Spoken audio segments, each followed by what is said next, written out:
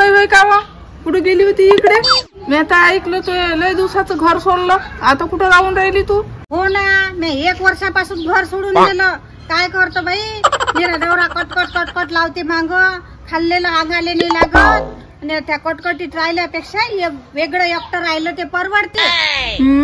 हो बाई, बरं आहे एकटंच राहिलेलं. कुठे गेलती इकडे? पाहू दे बॅगीत काय आणलं ते. अहो हे अंगूर होत ना.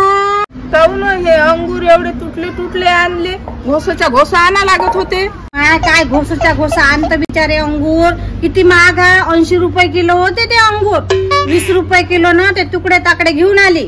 माणसाचं जीवन पण असंच असते, परिवारातून निघून गेल्यावर त्याची किंमत घटते. पाय, संघातून निघून गेलं, गटातून निघून गेलं किंवा परिवारातून निघून गेलं तर आपली किंमत शून्य होते.